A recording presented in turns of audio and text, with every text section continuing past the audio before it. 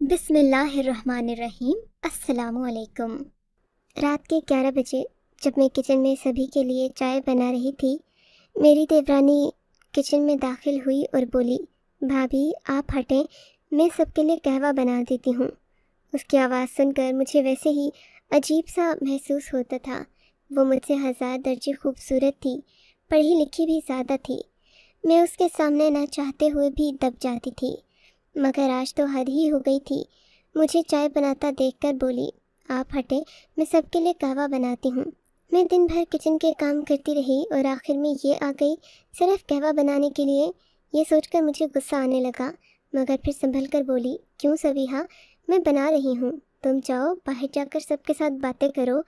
ویسے بھی تمہیں ابھی آئے ہوئے دن ہی کتنے ہوئے ہیں، تم تو ابھی ہماری مہمان ہو۔ میں نے اسے بڑی بہو ہونے کا حق جتایا، مگر وہ تو جیسے ٹھان کر آئی تھی کہ مجھ سے چائے کی پیالی چھین کر رہے گی۔ نہیں بھابھی، آپ مجھے دیں۔ نہیں بھابھی، آپ مجھے دیں، میں ڈاکٹر ہوں، مجھے پتہ ہے اس خاندان کی صحت کے لیے کیا اچھا ہے اور کیا نہیں۔ تبھی میں چاہتی ہوں کہ میں سب کو ایک خاص قسم کا قہوہ بنا کر دوں۔ آج کل ویسے بھی وبا بہت پھیل رہی ہے، اس لیے ہمیں چاہیے کہ ہم احتیاط کریں، اپنا بھی خیال رکھیں اور دوسروں کا بھی۔ اگر ہم اپنی صحت پر دھیان دیں گے تو ہمارے لیے بیماری اتنی ہی آسان ہو جائے گی اور اتنی ہی دور بھی۔ اس کی بات پر میں کچھ نہیں بولی۔ اب ایک ڈاکٹر کے ساتھ بحث کرنا تو فضول بات تھی، کیونکہ مجھ ان پڑھ کو بھلا ڈاکٹر کا کیا پتہ تھا۔ میں بے دلی سے باہر آ گئی، سوچنے لگی کہ آخر صبیحہ مجھ سے چاہتی کیا ہے۔ صبیحہ میری دیورانی تھی، جو آج سے 1 مہینہ پہلے ہی بیاہ کر ہمارے گھر آئی تھی۔ صبیحہ کے آنے سے گھر میں جیسے رونق سی لگ گئی تھی۔ کوئی بھی اسے گھر کے کام کرنے کا نہیں کہتا تھا، کیونکہ وہ ایک ڈاکٹر تھی اور پھر خوبصورت بھی تھی۔ اس کا رنگ گورا چٹا دودھ جیسا تھا، جبکہ میں سانولی اور پکے رنگ کی تھی، پر ہو چکی تھی، جبکہ وہ بمشکل 26 سال کی تھی اور بے پناہ خوبصورت تھی۔ ایسے میں اس کا شوہر اس کے نخرے اٹھاتا۔ ساس بھی یہی کہتی کہ میری بہو ڈاکٹر ہے، جبکہ آج کل کی عورتیں زیادہ پڑھائی لکھائی میں دھیان نہیں دیتی، وہ بس شادی بیاہ کے چکر میں پڑ جاتی ہیں۔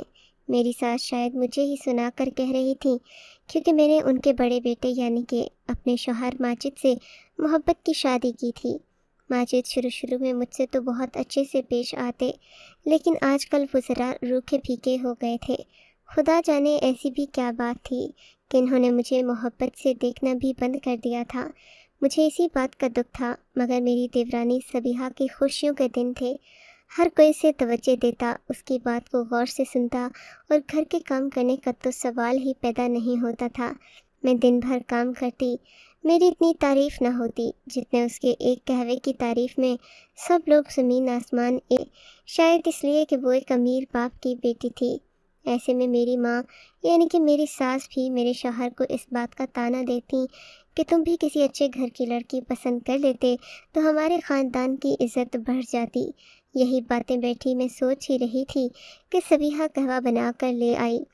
سب لوگوں نے صبیحہ کی طرف رشک بھری نظروں سے دیکھا، جیسے وہ انہیں قہوہ نہیں بلکہ کچھ اور پلانے جا رہی ہو جو بہت ہی نایاب ہو، گویا قہوہ نہ ہوا آب حیات ہو گیا۔ میں تو دل ہی دل میں کڑھ کر رہ گئی۔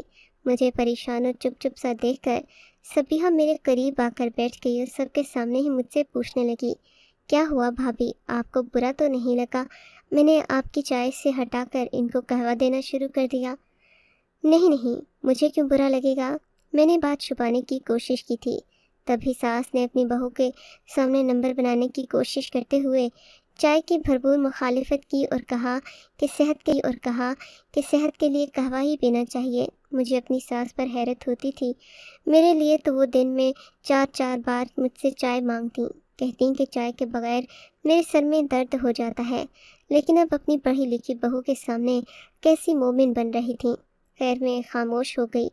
اتنی ساری تقریر کے بعد بھی صبیحہ کا دھیان مجھ سے نہیں ہٹا، اسے میری پریشانی کھٹک رہی تھی۔ بھابھی، اگر آپ کو برا لگا کہ میں نے چائے کی بجائے قہوہ بنا دیا تو آپ بتائیں، میں آئندہ آپ کے کسی کام میں مداخلت نہیں کروں گی۔ نہیں صبیحہ، تم اس گھر کی بہو ہو، میں بڑی بہو ہوں، لیکن اس کا یہ مطلب تو نہیں کہ میں اس گھر کی مالکن ہوں، تمہارا جو دل چاہے کرو۔ ارے آپ تو برا مان گئیں، صبیحہ مکھن لگانے لگی۔ آپ کو پتہ ہے، آپ مجھے بہت خوبصورت لگتی ہیں۔ مجھے صبیحہ کے لہجے میں تصحیق سی نظر آئی۔ تم میرا مذاق اڑا رہی ہو۔ میرا رنگ پکا ہے، میں جانتی ہوں، لیکن جب تم میری عمر کو پہنچو گی روپ نہیں رہے گا۔ میں نے اس کی بات کو اسی کے منہ پر دے مارا، مگر وہ عجیب عورت تھی، بالکل بھی اس پر اس بات کا کوئی اثر نہیں ہوا۔ بولی، ارے آپ ناراض ہو گئیں، میرا گورا رنگ میرا کمال نہیں ہے، نہ ہی میں پیدائشی گوری ہوں بھابھی، یہ تو صرف میری ان کوششوں کا کمال ہے جو میں نے خود کو خوبصورت بنانے میں صرف کی ہیں۔ اچھا واقعی اب مجھے بھی صبیحہ میں دلچسپی ہونے لگی تھی، اور نہیں تو کیا، میں اتنی کریمیں استعمال کرتی ہوں، آپ خود کو دیکھیں، آپ صرف صابن سے منہ دھوتی ہیں، صابن انسان کے چہرے کی جلد کو خراب کر دیتا ہے۔ یہ کہہ کر صبیحہ نے میری دلچسپی خود میں بڑھا دی تھی۔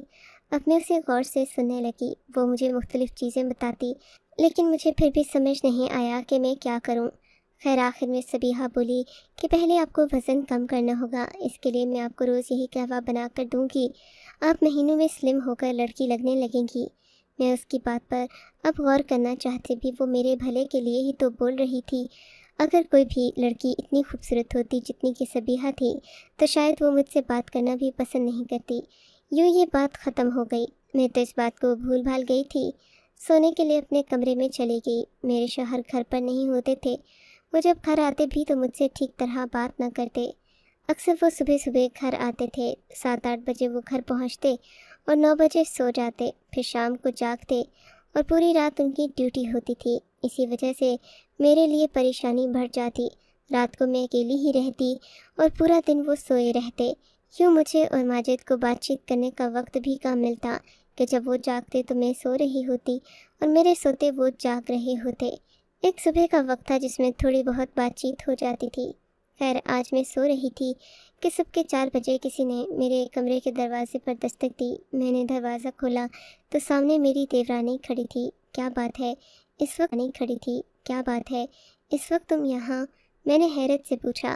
ہاں بھابھی، رات کو ہماری بات ہوئی تو تھی، میں نے آپ سے کہا تھا کہ میں آپ کو بیوٹی پارلر پر لے جاؤں گی اور وہاں جا کر آپ کی خوبصورتی کے اضافے کے لیے کوئی نہ کوئی کام ضرور کروں گی۔ اس وقت کون سا بیوٹی پارلر ہے؟ میں نے حیرت سے پوچھا۔ ارے بیوٹی پارلر ہم سیدھا تھوڑی جائیں گے، پہلے ہم تھوڑی بہت واک کریں گے تاکہ آپ کی خوبصورتی واپس سے لوٹنے لگے، اس کے بعد ہم پارلر چلیں گے۔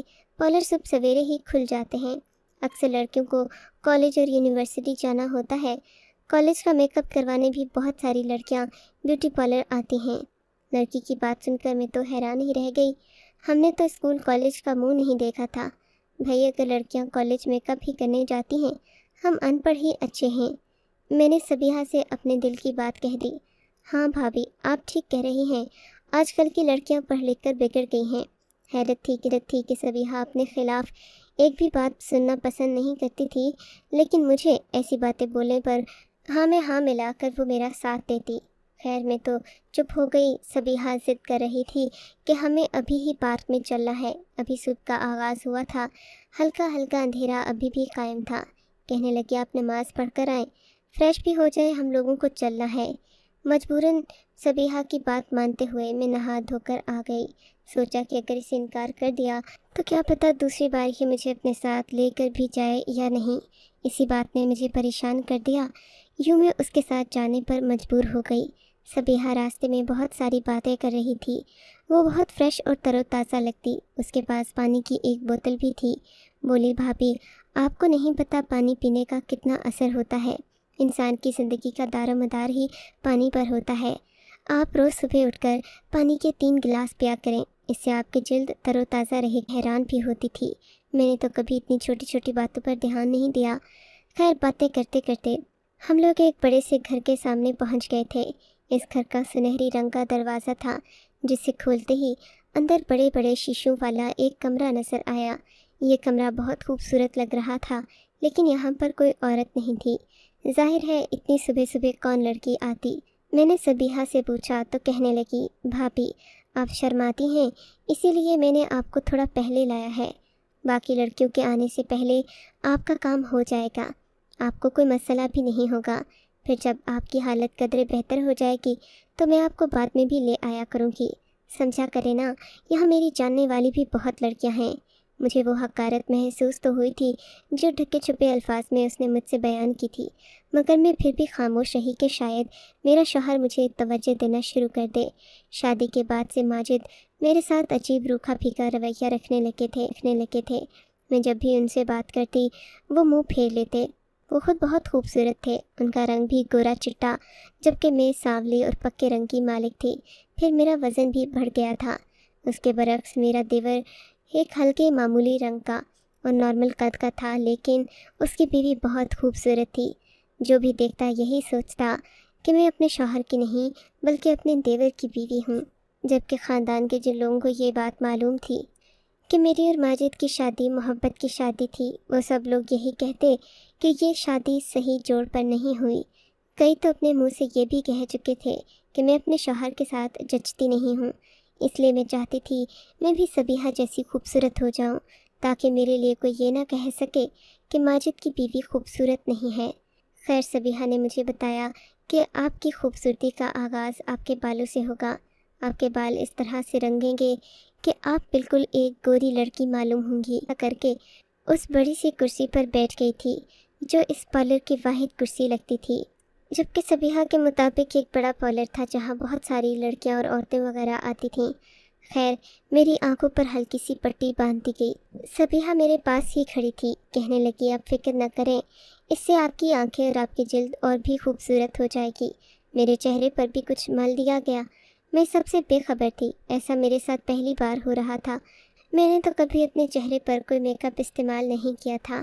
میں آنکھیں بند کر کے بے وقوفوں کی طرح بیٹھ گئی۔ میں نے اپنا آپ اس بیوٹی پارلر والی کے حوالے کر دیا۔ میری دیورانی نے کہا تھا سب سے پہلے میرے بالوں پر کام شروع ہوگا۔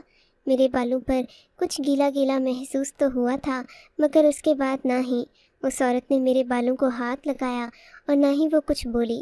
میں معذوروں کی طرح کرسی پر بیٹھی رہی۔ 2 گھنٹے اسی طرح گزر گئے۔ میں چپ بھی تھی کہ کہیں کچھ کہہ دیا تو مسئلہ نہ بن جائے، کہیں میری خوبصورتی میں کوئی رکاوٹ نہ آ جائے۔ کرتے کرتے 2 گھنٹے گزر گئے۔ تھوڑی دیر کے بعد دروازہ کھلا۔ وہ عورت اندر داخل ہوئی، میری آنکھوں سے پٹی ہٹائی اور بولی آپ کو اب کیسا محسوس ہو رہا ہے؟ میں کچھ نہیں بولی۔ اتنے میں میری دیورانی آ گئی اور بولی جلدی کریں بھابھی، اب ہمیں گھر بھی چلنا ہے، دیر کافی ہو گئی ہے۔ میں حیران پریشان سی کرسی سے اٹھ کھڑی ہوئی۔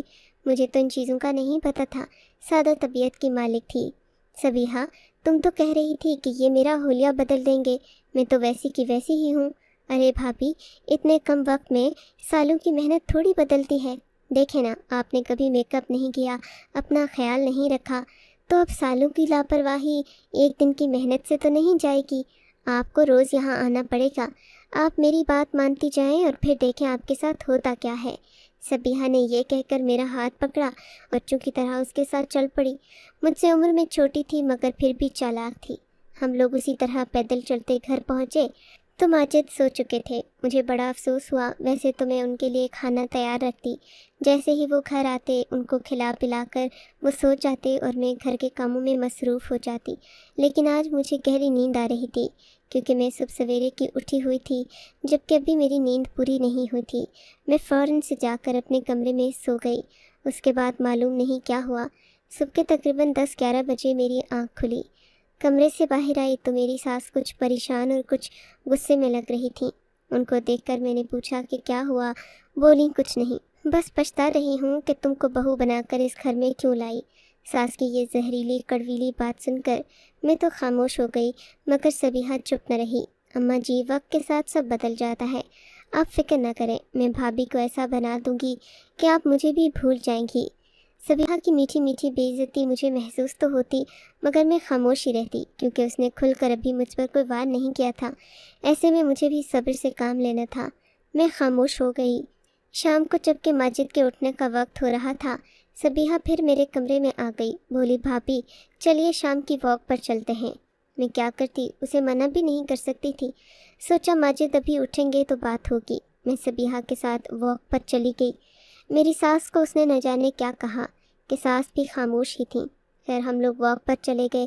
آدھا گھنٹہ چہل قدمی کرنے کے بعد جب میں گھر آئی تو میں بہت تھکی سی تھی۔ صبیحہ نے مجھے انڈا پراٹھا کھانے سے بھی منع کر دیا تھا۔ اس کے مطابق ایسا کرنے سے میرا وزن جلدی سے کم ہوگا اور میں لڑکی یعنی کم عمر لگنا شروع ہو جاؤں گی۔ میں واپس کمرے میں آئی تو ماجد کا موڈ بھی آف سا تھا، وہ کچھ بات نہیں کر رہے تھے۔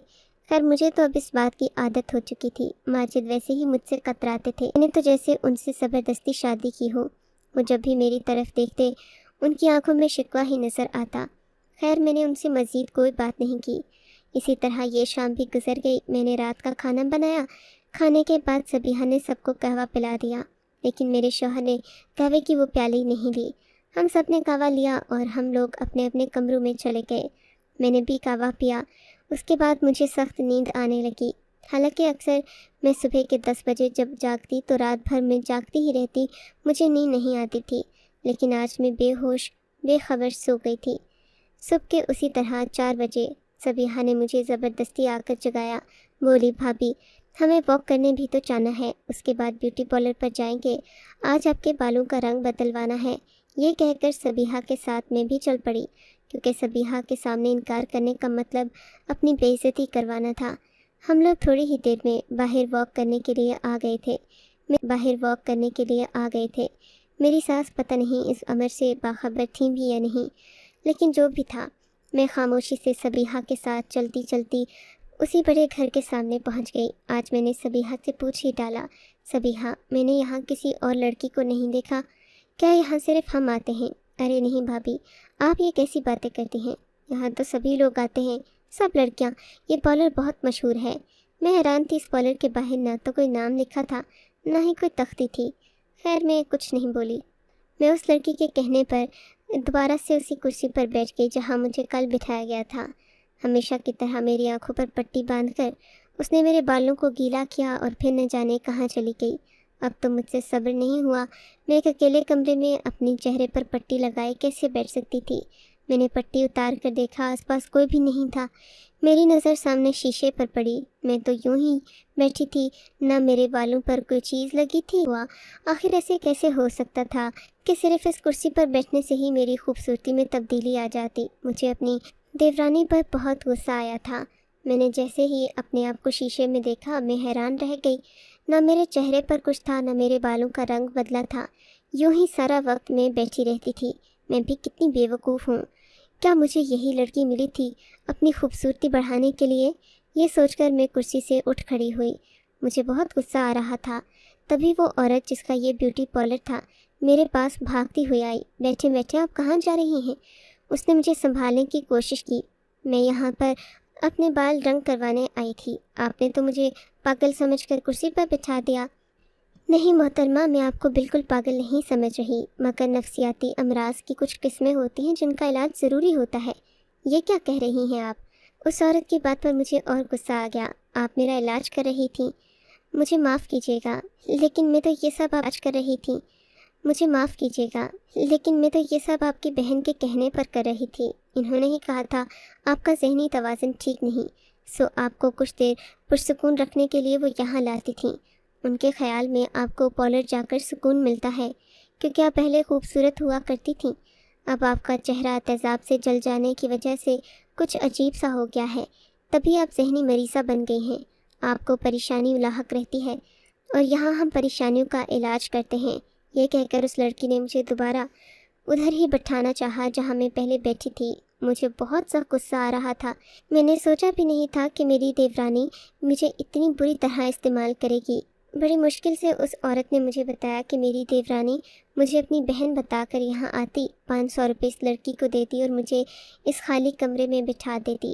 اس بات نے مجھے بہت دکھی کر دیا۔ میں اس گھر سے نکلی، خدا کا شکر میرے ساتھ کچھ برا نہیں ہوا، یا میری دیورانی مجھے کسی بنتا۔ میں جلدی جلدی اپنے گھر پہنچی۔ حیرت کی بات یہ تھی کہ صبیحہ اس پارلر پر موجود نہیں تھی، بلکہ وہ گھر آ چکی تھی۔ 2 گھنٹے بعد اس نے مجھے آ کر پارلر سے لے جانا تھا اور مجھے یہی کہتی کہ میں ادھر باہر ہی بیٹھی ہوئی تھی۔ گھر پہنچ کر جو منظر دیکھا اس نے میرے ہوش اڑا دیے۔ صبیحہ میرے شوہر کی نظر میں اچھا بننے کے لیے اسے صبح صبح کھانا پیش کر رہی تھی اور ساس سے میری برائیاں کر رہی تھی کہ میں خدا جانے صبح صبح کہاں جاتی ہوں۔ یہ باتیں سن کر میرے تو پاؤں تلے سے زمین نکل گئی۔ مجھے اپنے سامنے پا کر صبیحہ نے مجھے بہت حیرت اور غصے بھری نظروں سے دیکھا تھا۔ میں جان گئی تھی کہ یہ جلن کس بات کی ہے۔ ماجد کی خوبصورتی صبیحہ سے برداشت نہ ہوتی تھی، جبکہ اس کی شادی میرے دیور جیسے کالے کلوٹے لڑکے سے ہو گئی تو وہ اس بات پر مجھ سے حسد کا شکار تھی، جبکہ میں تو یہ بھول ہی گئی تھی کہ حقیقی معنوں میں ماجد کماتے بھی اچھا ہیں اور میرا خیال بھی رکھتے ہیں۔ بس ان کے غصے کی وجہ بہک گئی تھی اور نہ جانے کیا کرنے چلی تھی۔ اللہ کا شکر کہ میں بہکنے سے پہلے ہی واپس آ گئی، ورنہ تو ماجد کی تھوڑی بہت محبت اور قربت جو میرے پاس تھی وہ بھی مجھ سے دور ہو جاتی، کیونکہ صبیحہ جیسی چالاک ناگن میرے شوہر کو اپنے قابو میں کرنے کے لیے پہلے ہی تیار بیٹھی تھی۔ آپ کو اگر یہ کہانی اچھی لگی ہے تو اس ویڈیو کو لائک کیجیے اور اس طرح کی مزید کہانیاں سننے کے لیے ہمارے چینل کو ضرور سبسکرائب کیجیے۔ کہانی سننے کا شکریہ۔ آپ سے ملاقات ہوگی اگلی ویڈیو میں، تب تک کے لیے اللہ حافظ۔